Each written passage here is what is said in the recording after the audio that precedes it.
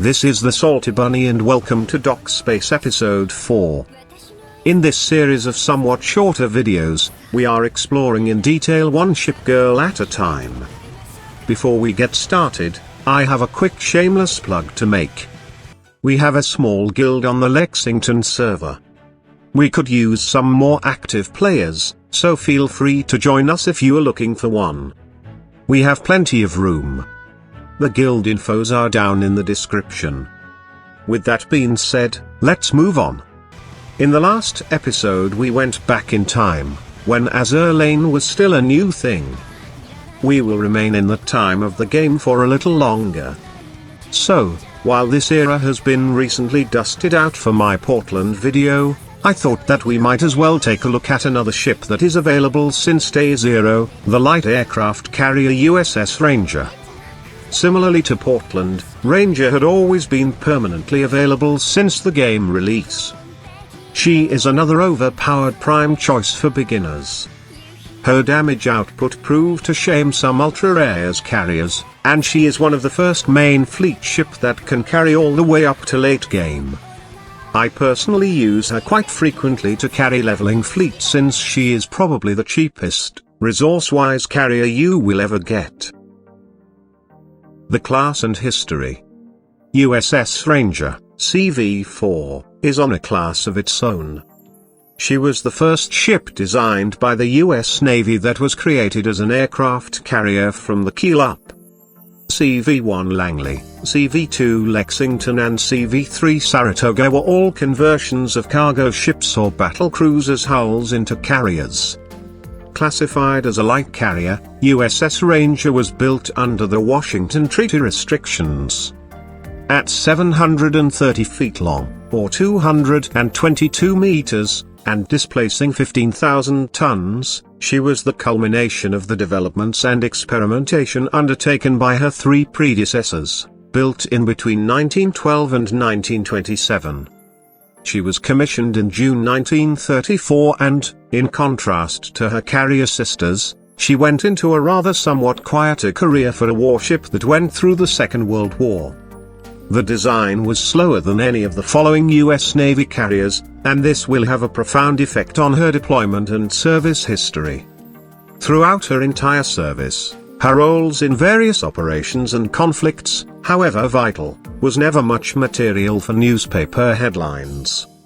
Although she didn't participate in major battles like her successors, she served in both the Atlantic and the Pacific theaters, primarily conducting training exercises, convoy escort duties, and providing air support. Notably, she was involved in the crucial task of ferrying aircraft to Africa during Operation Torch, the Allied invasion of North Africa in 1942. CV-4 underwent several modifications and upgrades during her service life to adapt to technological evolution and strategic requirements. However, by the later stages of World War II, newer, larger carriers with more advanced capabilities had entered service, relegating Ranger to secondary support roles. After the war, Ranger's contributions continued in various capacities, including serving as a training vessel and participating in scientific research missions.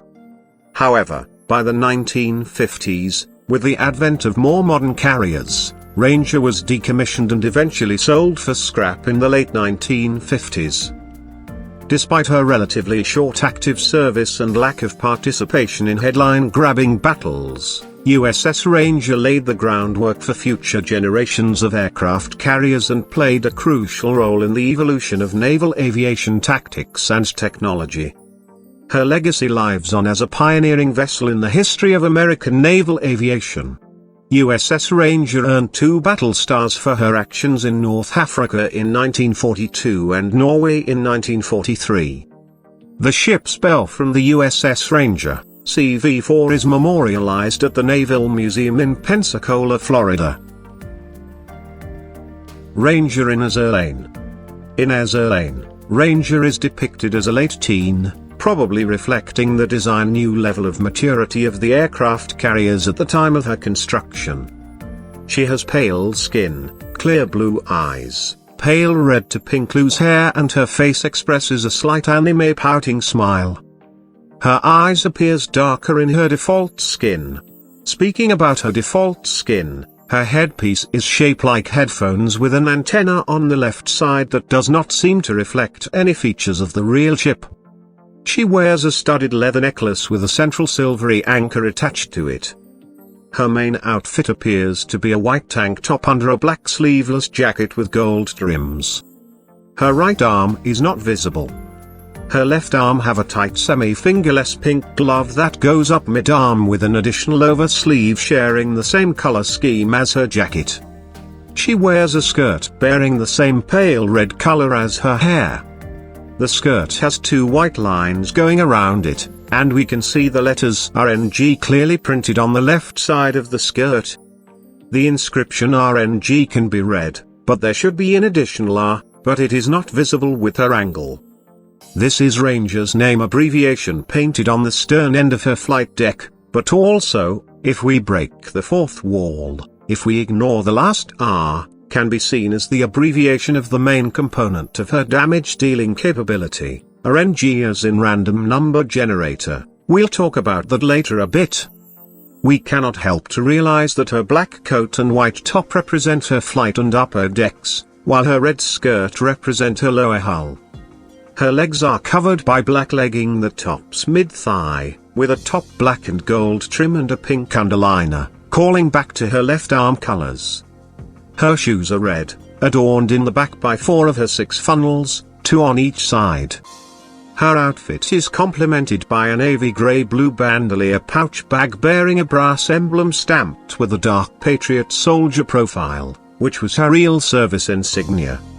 Her rigging consists of the full, undivided hull of CV-4, where we can see her distinctive flight deck shape. Her hull is not camouflaged and we can see toward the bow the letters NNSY painted in white. Those letters represent Norfolk Naval Shipyard, where she was built from 1931 to 1934. Once retrofitted, her skin, while retaining the same color scheme as her default, is generally more modern in appearance, reflecting all the improvement and changes that the ship went through during her service. She now wears a white cap with a red paddle, adorned by her service insignia. Her necklace is now black with gold features, and the anchor is still present and now is black as well. She traded her white tank top, with a cloth bikini top tied in the front. Her jacket retains most features from her default skin and have now a deep red inner liner. She wears it like a cape now. The glove has been replaced by full, tight red gloves, sharing the same length as the previous one. The oversleeve remains the same. The skirt is gone, being replaced by tight black leather pants with a full right leg, and a bare left leg. The bare left side is having crossed leather straps instead.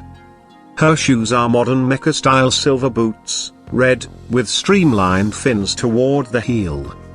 Her rig is very similar to the default skin. Besides seeing a dive bomber launching from her central catapult, her rigging do not show many new features.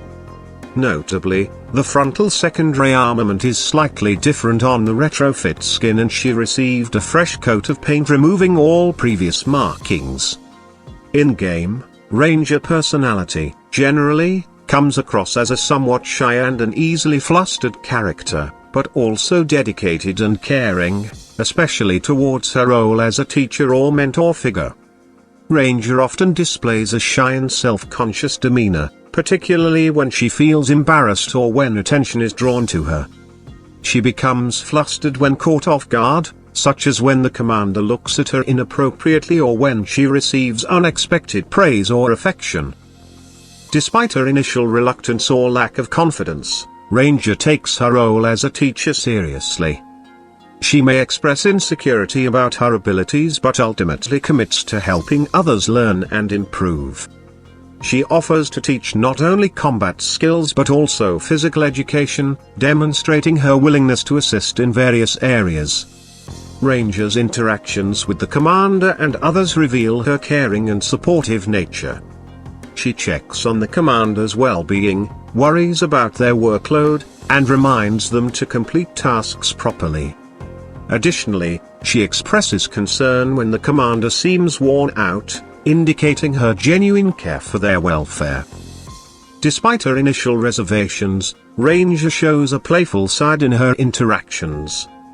She may tease or joke with the commander, albeit nervously, and reacts with embarrassment or surprise when situations take unexpected turns, such as receiving Valentine's gifts or being alone with the commander in the office. Ranger takes her responsibilities seriously, whether in combat or in her role as a teacher. She emphasizes the importance of completing missions and tasks properly and warns of consequences for neglecting them. This sense of duty underscores her commitment to fulfilling her obligations, both professionally and personally. Overall, Ranger presents a multifaceted personality, blending shyness with dedication, caring with playfulness. While she may initially appear hesitant or unsure, her sincerity and commitment shine through in her actions and interactions, making her a reliable and endearing character in Azur Lane. Obtaining Ranger. USS Ranger, as mentioned earlier, whether you want it or not, is one of the easiest ships to obtain in Azur Lane. You can get her from the Special Construction Pool at 2 hours and 40 minutes and from the Medal of Honor's Requisition Construction. But the main way you will get her is from map drop. She drops from all maps, except Chapter 1, Chapter 2, Chapter 4-2 and Chapter 8-3. As you can see, getting her in quantity is not an issue for any players. This availability makes her one of the easiest ship to limit break, and being of common rarity, white if you prefer, retrofitting her is a very affordable endeavor and will not require much resources. Performance graph. This, right here, is the proof that Manju, in the early years of the game, really did care about the performance graphs. We can see that USS Ranger graph is more or less accurate to what is expected of the ship. So, like last time, I will abstain of bitching about it and move on. The stats. Being a common white ship and blue rare once retrofitted, and to be honest with you all, there is not much to expect out of the stats. They will look pretty bad. As an aircraft carrier, like most of them, Ranger have medium armor. Her rarity makes her very inexpensive to run with. With a 9 oil per battle once fully limit broken and retrofitted, she will not strain any fleet she'll be put in. Keep in mind that the following stats encompasses for all carriers, and that includes fleet carriers and armored carriers. Her light carrier status tend to dilute her stats in the mass of very strong fleet carriers, and that tends to make Ranger stats looks even worse than they are actually. At 4,932 HP, she is not even making above the lowest quarter of the carriers, at a 24.79 percentile. Like the vast majority of all CVs, Ranger does not have firepower nor torpedoes. Her accuracy is decent, at 92, this sets her at the 60% mark on the carrier list. Her anti-air reflects well her interwar built era. At 253, this sets her at 109th out of 117 carriers. Her AA paired with her accuracy will see her defeat some planes, but don't hang all your survival hopes on Ranger. Her aviation is also abysmal. Attributing this on her early design, at 244, she ranks at the very sad 114th position out of 117 carriers. However, her anti-submarine stat is pretty high for a carrier. At 109, she ranks in the 86th percentile, making her a decent ASW platform. Her reload is middle of the pack. With 132, she is right in the middle at 50.43 percentile. As the real ship, Ranger will not shine with her speed. At 29, she barely passed the 40 percentile. Being a treaty era ship, Ranger is on the light side. Her 76 evasion reflect her agility and sets her in the top 15% for evasion. This offsets her disappointingly low HP and gives her a fairly decent overall survivability. And finally, for the luck, Ranger position herself at the 65th percentile mark, making her better than more than half the carriers at obtaining critical damage and avoiding some bad stuff. USS Ranger is a bit like anchovies. The first time you look at her it is somewhat unappealing. However, to keep in the same line of thinking, she is an acquired taste. The more you play with her and give her love, the better it will go. Slot efficiency. Once fully limit broken and retrofitted, Ranger have a 105 efficiency on her torpedo bomber slot. Both her second and third weapon slots are dedicated to dive bombers. They are both at 145%. Skills. Ranger have 2 skills, and those are what makes this ship very valuable for the new players. Her first skill is quick takeoff. It reads at level 10, when this ship launches an airstrike, 15% chances for the next airstrike to be available immediately. Her second skill is locked behind her retrofit. Assault Carrier.